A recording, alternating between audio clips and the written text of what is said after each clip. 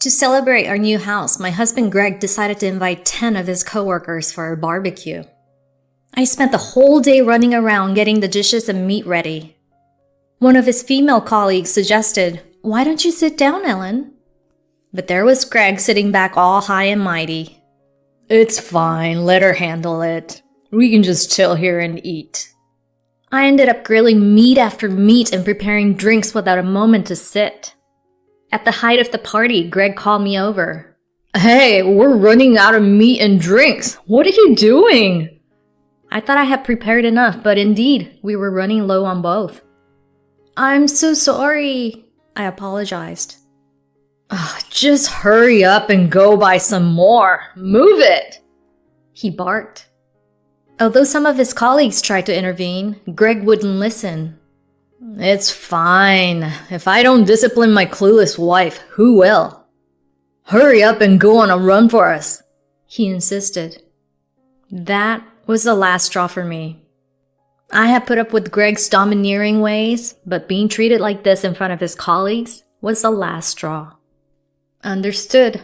I'll go buy what we need," I said, and with that, I left the house and disappeared. My name is Ellen, a 31-year-old working wife in our second year of marriage. I always loved studying and went to a national university before landing a job at a major company where I worked hard. But by my late 20s, I had no boyfriend to speak of. So I talked to one of my few male friends. "Tim, I'm really looking to find a boyfriend. Do you know anyone good?" Tim was an old friend from way back. We went to the same schools from daycare through high school. He worked at his dad's company. "You're finally saying that, huh? Actually, there's a guy at my company looking for a girlfriend. He's a good guy. I'll introduce you." And that's how I was introduced to Greg, who would become my husband. Greg had played football in college and had a strong masculine vibe. He pursued me aggressively, and to someone like me who had little experience and was shy, his forwardness felt dependable. After dating for a year, Greg proposed, and I accepted. "Let's build a happy home together, Ellen." "Yes, thank you. I look forward to it, Greg." "First thing, I need you to quit your job," he said next. "What?" I was taken aback. I felt valued and fulfilled at my job. I was actually hoping to continue working after we got married. "Of course. I can't stand the thought of supporting a wife who just lounges around at home," he retorted. His words struck a nerve. "But you know, if my wife keeps working after marriage, it's like I'm not man enough. Plus, your company is more famous, and that's embarrassing for me, so just quit your job." He always had a bit of an old-fashioned "men must be men" attitude, but I never expected him to go this far. "There's work from home nowadays, right? You have qualifications. You can work from home. That settles it." I couldn't argue and ended up resigning reluctantly. Then I started freelancing using my qualifications. I did miss my old job, but I couldn't stand up to him. Later, we rented an apartment and started living together. But soon after the wedding, I realized something. Greg had almost no domestic skills. We hadn't lived together before our marriage. While I had been living on my own, Greg had always lived with his parents. Maybe that's why he couldn't even do laundry, let alone cook. I thought he would learn eventually, but he showed no interest. He left all the household chores to me and spent his time as he pleased. My dissatisfaction with him grew over time. I couldn't take it anymore and confronted him one day. "Greg, please, could you start doing a bit more around the house?" "Huh? What are you talking about?" he said, looking up from his phone on the couch. I said, "Could you help out with the chores?" "Why?" He looked genuinely puzzled. "Because we live together, and it's tough if you don't share the workload." "What are you talking about, Ellen? It's always been the wife's job to do the chores," he said nonchalantly. I was flabbergasted. What? It's 2024! Sharing household duties is the norm. I work too, you know. Work? You just play around on the computer at home. Calling that work is an exaggeration. It doesn't matter whether you work outside or not. Household chores are the wife's responsibility. What? The man I thought was dependable and manly turned out to be an utterly domineering husband. No matter what I said, he wouldn't listen, and I ended up doing all the household chores. A year into our marriage, as the newlywed bliss faded, his arrogant behavior only worsened. One night, he came home late from a drinking party, well past 11 p.m., while I had already finished the chores and gone to bed. He woke me up upon his return. "Ellen, wake up!" What's wrong, Greg?" I asked, rubbing my eyes. "How dare you go to sleep before your husband comes home?" "But I texted you and you didn't reply. I have work tomorrow." "No excuses. When I come home, you should greet me with a smile. Have dinner and a bath ready." "Are you serious?" "Of course. Now get up. I'm hungry, so make me a snack." I looked at the clock and it was past 2 a.m. "At this hour? You've got to be kidding me." "Just make the snack. If you don't do what I say, I'll divorce you."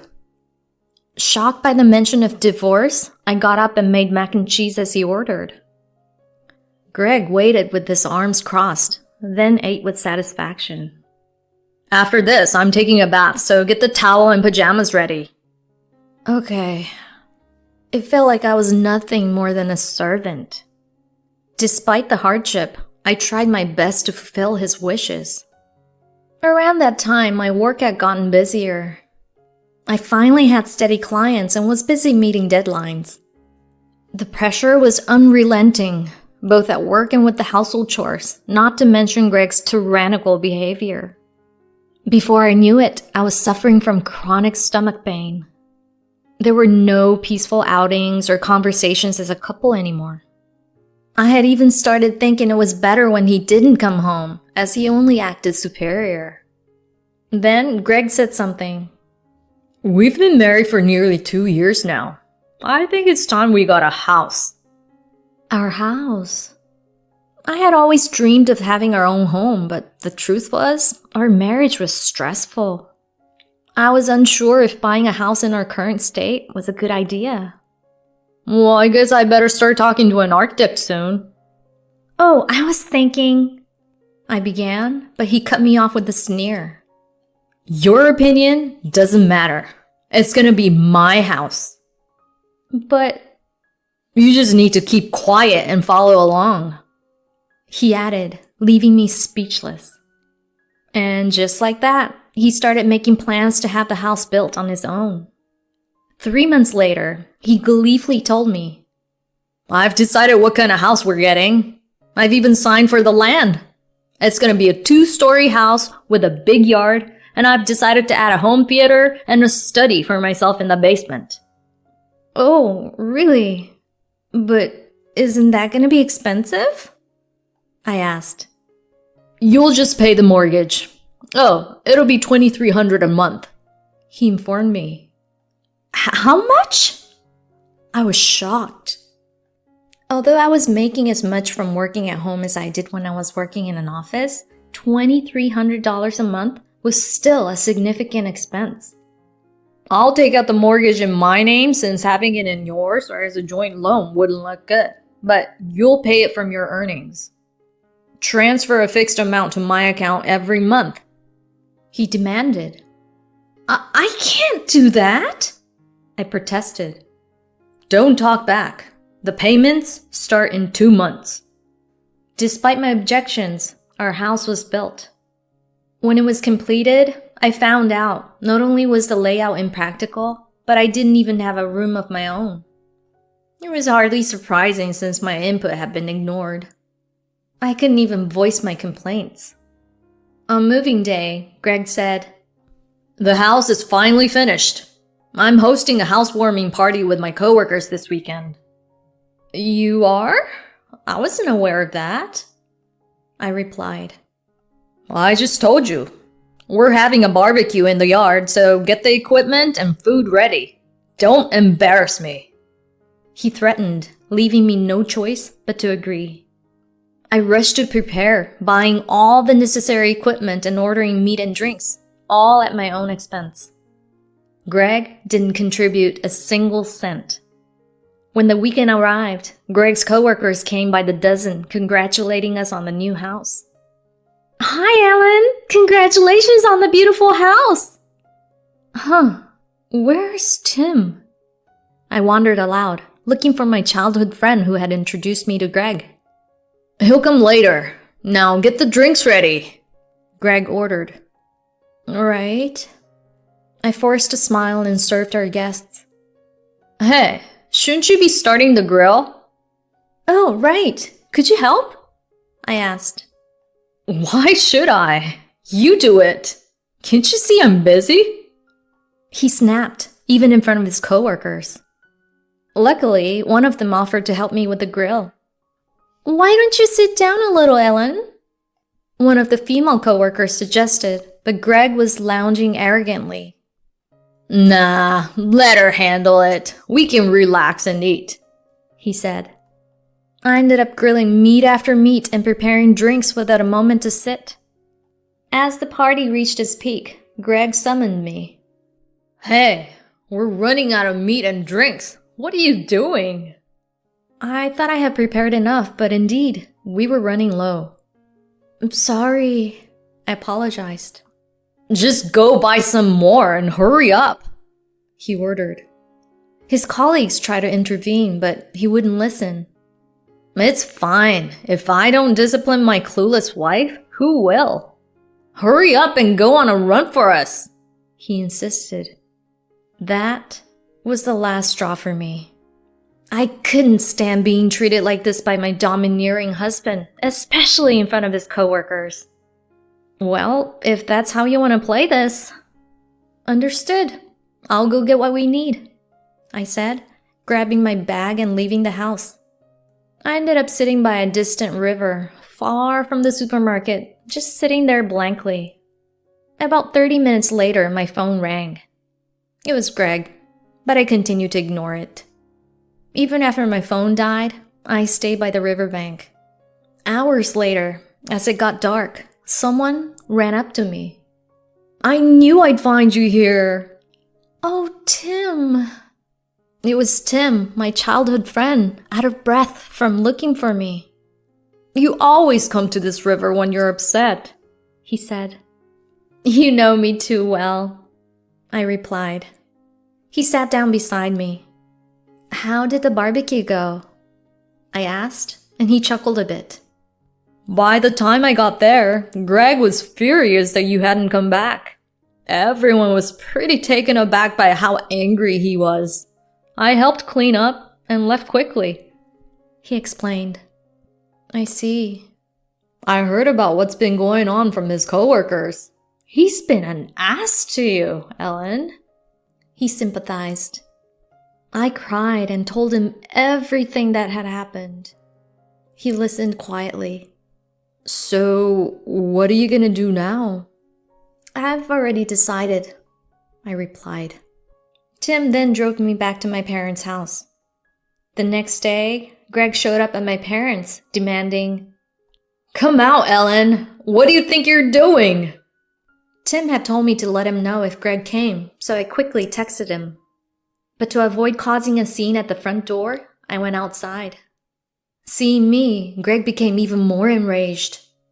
You embarrassed me because you didn't come back from the store. The party ended early and you made me look like a fool, he yelled.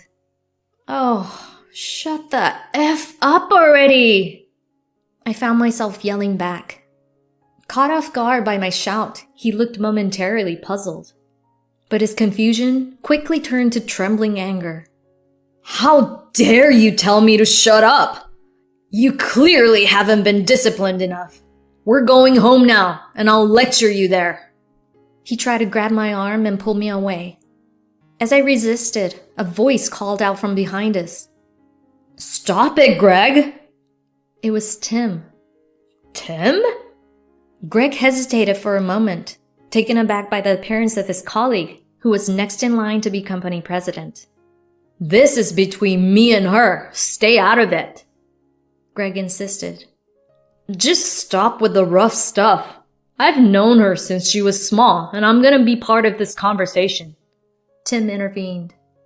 A discussion then began with him present. "It's all her fault. I haven't done anything wrong," Greg argued, to which I calmly responded, "Greg, let's get a divorce." "What? Divorce? What are you talking about?" He looked genuinely confused. So I laid it all out. "I'm sick of your domineering ways. You decide everything about the house yourself and just dump the responsibility on me. Then you start a barbecue party without telling me and treat me like a servant in front of everyone. I can't take it anymore." "But that's what marriage is," he protested. "That's where you're wrong. I can't be with you anymore. My decision to divorce you won't change." "What? What did you say?" He was confused, but Tim spoke up quietly. "The coworkers who saw the barbecue said, 'I feel sorry for his wife, and no wonder she divorced him.' What you're doing is grounds for divorce. Let her go." "No, I can't afford a divorce. Then who's gonna pay the mortgage for the house?" Greg objected. That's when I snapped. "I don't give a shit! You ordered that house, you pay the mortgage. I don't ever want to see your face again, so we'll communicate through lawyers from now on. Don't ever contact me again, you jerk!" Leaving him stunned, I went back to the house with Tim. Later on, our divorce was finalized. Keeping a diary of his behavior helped me win a significant portion of our assets through my lawyer. Greg became known among his coworkers as a domineering jerk and was avoided. He eventually left the company burdened by the hefty mortgage and seems to be working tirelessly day and night even after finding a new job. I feel no sympathy for him. He brought this on himself. As for me, I remarried 3 years later to none other than Tim, my childhood friend. After that incident, we realized how important we were to each other. Recently, we found out I'm pregnant and he is thrilled. This time, I'm looking forward to building a happy family with my loving husband and our child.